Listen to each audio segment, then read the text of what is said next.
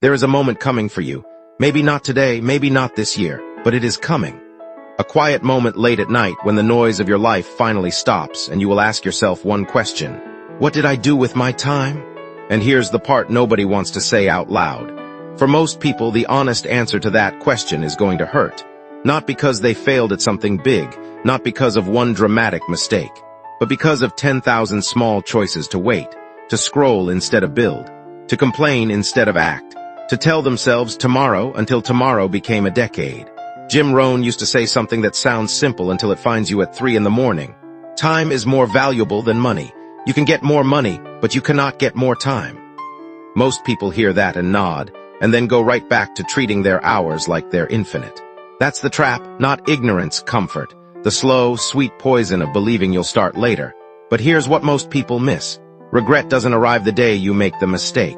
It arrives years later, fully grown, and it doesn't ask permission to move in. Let me tell you about a man Rohn used to describe in his talks, and I want you to really sit with this one. 2 young men start working at the same company, same age, same talent, same starting pay.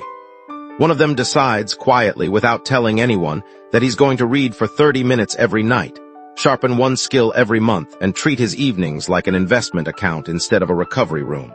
The other man decides he's earned his rest. He works his hours and gives the rest of his life to comfort, nothing dramatic. No one would have called him lazy, he just relaxed. 5 years pass, nothing visible happens. 10 years pass. Still, on the surface, not much looks different.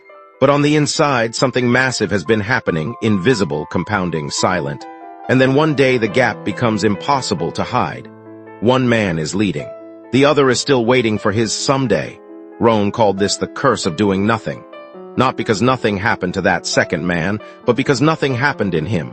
And this is where everything changes if you let it. Because the truth is, you are either designing your life or you are quietly drifting through someone else's version of it. Your old habits, your fears, the expectations other people placed on you before you ever got a vote. Drifting feels safe. It feels like nothing is being lost. But time doesn't pause to wait for your motivation to show up. It moves whether you do or not. Here's a question I want you to actually answer, not just hear. If you keep living exactly like you are living right now, same habits, same hours, same excuses, where are you in 5 years? Not where you hope to be. Where you're actually headed based on the math of what you're doing today. Most people go silent when they really ask themselves that. That silence is the truth trying to get through. The real truth is not what you expect. Regret is not about the mistakes you made. It's about the version of you that you can feel somewhere inside that you never let live. The writer who never wrote. The business that never opened. The apology that never got sent. The body you never built. The skill you let die of neglect. That version of you is not gone. It's just waiting on the other side of decisions you keep postponing. Rohn put it in a way that still cuts deep. We must all suffer one of 2 things, the pain of discipline or the pain of regret. Read that again. He's not offering you an escape from pain. There is no version of your life with 0 pain in it. The only choice you actually have is which pain you carry. Discipline is heavy, but it's a weight that builds you. Regret is heavy too, but it only hollows you out. One pain has a purpose. The other just has a cost. And what happens next is even more important because this is where most people quietly check out of their own life and don't even notice they've done it. They start protecting their comfort instead of their potential. They surround themselves with people who never challenge them because challenge feels like danger. They mistake busy for productive, motion for progress, talking about change for actual change. They build entire identities around, I'll get to it. And the cruel thing about that sentence is, it never announces when it's become a lie. It just slowly becomes your whole life. Self-respect, real self-respect, isn't about how you look to other people. It's about whether you can stand in a quiet room, alone, and trust the person you've become. Discipline is simply the bridge between who you are right now and who you respect. Every time you choose the easier path, you're not just losing an hour. You're casting a vote for the kind of person you're going to be when no one's applauding and nothing is forcing your hand. Here's the part that should make you a little uncomfortable on purpose, because comfort has been lying to you for a long time. You are not waiting for the right moment. There is no perfect morning where motivation arrives like a gift and finally makes this easy. Motivation was never coming to save you. Discipline was the only thing that was ever going to do that, and discipline doesn't wait for you to feel ready. It just asks you to begin today in whatever state you're actually in.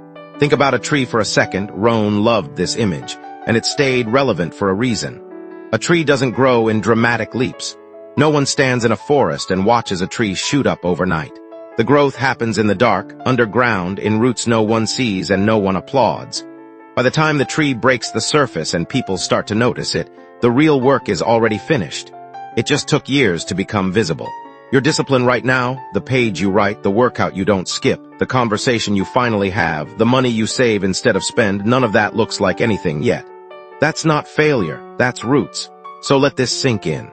The regret that's coming for you is not a punishment from the universe.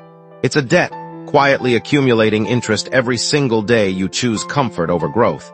But debts can be paid down.